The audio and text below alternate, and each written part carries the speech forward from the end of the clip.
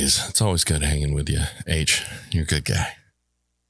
But you're not coming to our grand opening. No, I'm not coming to your grand opening. Okay, what's up, everybody? Welcome to another episode of Mix It Up Reactions. I am your host, Joel Hawkins, and of course, with me always is the man with the voice, H. Jones. It's so much like a movie from the 80s and 90s. There is a very intelligent, withered man who teaches you a life lesson. Like, yes. Yeah. If my voice starts sounding better, just know I'm drinking Mountain Dew, and they might end up being a sponsor for, fixing voices and all that. I don't. Yeah, just saying, you never know. If you can hear me by the end of the song, we know what Mountain did Dew's the cure. Okay, so today, we're going to be doing another live from the LBC, Avenged Sevenfold. LBC. And we're going to do one of the older ones, as M Shadows has already said. We're going to be doing Second Heartbeat off of the... Oh. You didn't look it up. No, I did. I just don't remember now. Man, my memory sucks. Anyways, Somebody... Awake to the Fallen? Awaken the Fallen? Wait, I think it's Awaken the Fallen. It's not City of Evil. I know that. Oh my God. I don't remember. My memory sucks that much. 27 seconds. Didn't I say it's like 20 seconds? I'll forget it. I think you just put on the computer, turns around, we hit record. And yeah, I totally forgot. Yeah. Okay. This is a lovely day. And the memory of that guy from that movie that I don't remember anymore. Okay. So don't forget to like and subscribe. Make sure you hit the bell notification so you can find out when new videos are dropping. Also, if you can, little thing will pop up here. Or whatever noise it makes. And that's going to be some merch that we have for sale. I hope you buy it. Really, I hope you buy it. If you buy it, I can get something to fix my throat. Because Mountain Dew is not healing it. We go find out by the end of the song. We're going to have like 30 comments. Mountain Dew is actually really unhealthy. We're going to have that happen. It's fine. I'll drink something at the next video. You should drink pure urine. It'd be better than Mountain Dew. But, yeah, I know, right? People are weird sometimes, man. Comments get a little crazy. No, actually, the people who comment our comments are not that bad. We've had maybe one, and I think he was just having a bad day. Yeah. But, as for other people's pages, I cannot say that with confidence that they don't have some nutty people coming in there going, if you drink urine, you'll feel a lot better in your life. Yeah. That was very weird voice. I call that guy in basement who plays video games and has acne and bacne and facne. I don't know what other types of acne there are. Is there arm acne? I don't care. Whatever. Anyways, but let's not don't Google that. So we're going to be checking out Second Heartbeat by Avenged Sevenfold live at the LBC. Let's check it out. Let's hope there's not a commercial in the first 10 seconds. There will be. If you see a cut, there was a commercial. All right. I'm still waiting on him to start rapping. Still waiting on it. I was right. Awaken the Fallen.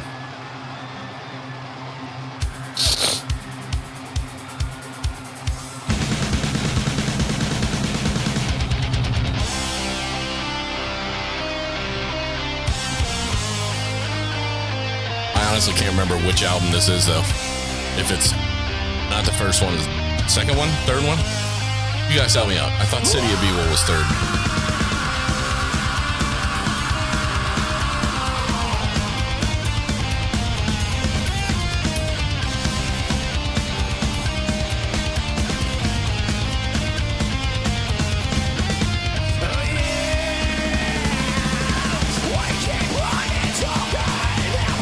Way more punk influence.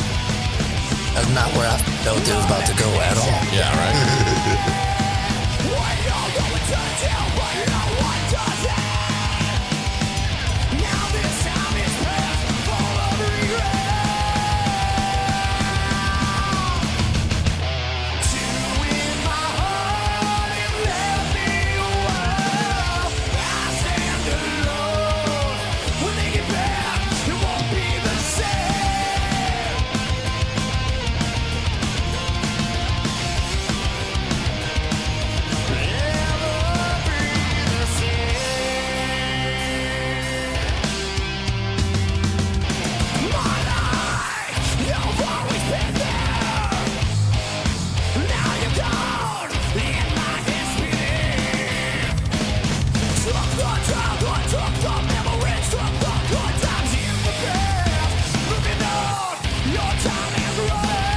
breakdowns.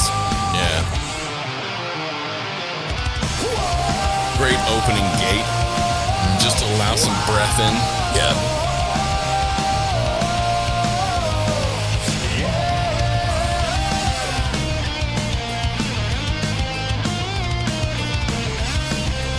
I don't think this band can do wrong. Ever.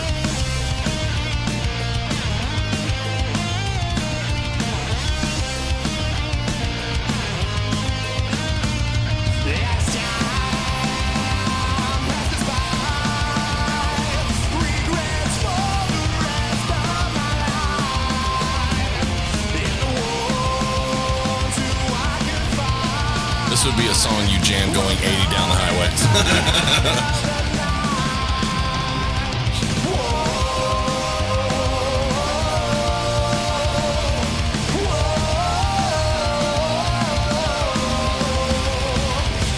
Even with that timing, they're able to do those complicated harmonies. I like that.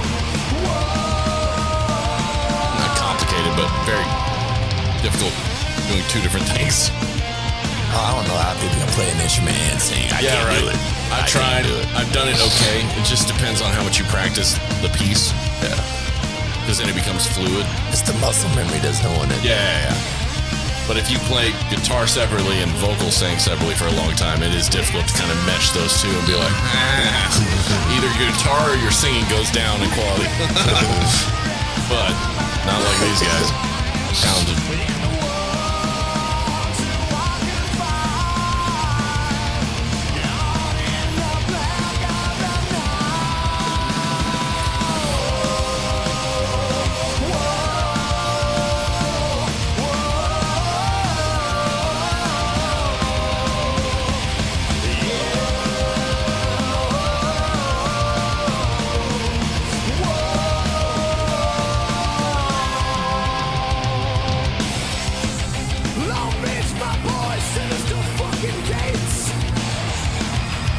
Name though, Sinister Gates.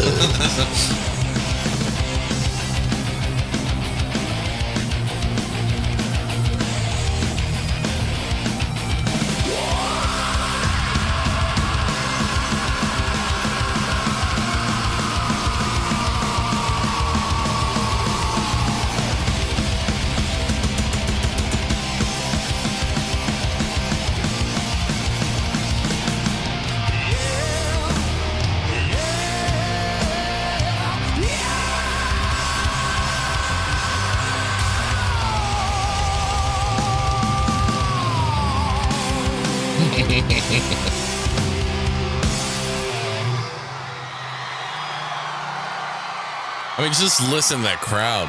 Yeah. That's only the second song. That's only the second song, bro. It's only the second song at that big of a show. I mean, why everybody kept saying, "Nah, man, you got to go to LBC." Now we know. You got to go to now LBC, we know why. man. Now I'll go to LBC. Y'all fucking up. Y'all ain't went to the LBC. I don't think anyone said it like that. I don't think. Oh my goodness! I want you to do voiceovers for stuff now. Like I wish I had commercials. I'm only gonna have this voice for like 3 more days. I know. I wish I had some commercials for you to do when you need to depend on things. Like you have that rumble. Don't. So okay. So as for this being, because a lot of people did get upset whenever they came out with the album that had critical acclaim and So Far Away and all those things, because they said they were doing something different or they were selling out or whatever. I'm going to tell you something about selling out, just so you understand. If you're an artist and you say, I'll never sell out, and then you describe point by point what selling out is to you, and then you do that, then you are a sellout. You're not a sellout if you think someone should do something and they don't do what you want them to do, and you don't know those people. You can't call them a sellout because of that. It'd be different if they were like, no, we're going to stay this style of music. We're never going to change the style of music. It's the only thing we're going to play and we're going to write. And then they came out with that and you'd be like, or not that, but, critical acclaim or whatever else. And you'd be like, oh my goodness, you said you never changed it. You did. No, that's a sellout. If you say and describe, I don't know. Money's money. Art is art. It's subjective.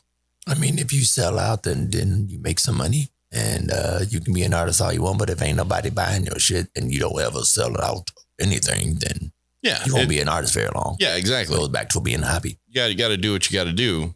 That's just the way of it. And people that just yell sell out because you're doing something that they don't want you to do is just weird to me. And I have to constantly correct people because it's like, hey, did they ever say they would never play anything but that style of music? Well, no, they never said that. Then they're not selling out, dummy. That's not how that works. Yeah. Plus, if I can be honest, rock is not selling out. It has not been for 25, 30 years. Okay. I mean, Black Sabbath can come back and do a 6 road short, like just 6 events. They could do 6 events and they would sell out entire coliseums because that's just, they were selling out entire coliseums beforehand, you know? So like new bands that come out and get record deals, they're not making multi-millions of dollars. They might get lucky and come at a time when they can make some. I mean, a prime example, Linkin Park had their first album, Hybrid Theory, came out, and it was freaking amazing and something different, something unique. And the lead singer, Chester Bennington, does. Oh, man, I thought I said that wrong for a second. So Chester ends up, I feel like I've said that wrong. Maybe that's his name, Chester Bennington. Anyways, so he does an episode of Cribs, and he's at like a townhome. And he has like, it's a townhome I could have bought when I was 19, you know? And he's like, and he's got like an Acura NSX in the front yard, like in the driveway, but it's just a basic townhome. He went walking around. He may have had a couple nice appliances and things, but literally he just had a townhome. Like it wasn't anything too special. And that guy had a #1 selling album. This is not the music industry it was then. It has not been that way. Unless you get to pop star envious quality and you're selling multi millions of albums and you play a tour of 60 tour dates and every one of them are sold out within the first 5 minutes, you know, like BTS or Justin Bieber or Britney Spears or whatever. Like when you're in that echelon, it's a different world completely. Yeah.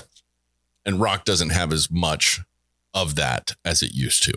Just because times change, they alter. In 10, 15 years, it could be rock becomes a resurgence and it becomes the most popular thing. I mean, right now it's hip hop, pop, and then you have rock and country right underneath it. Yeah.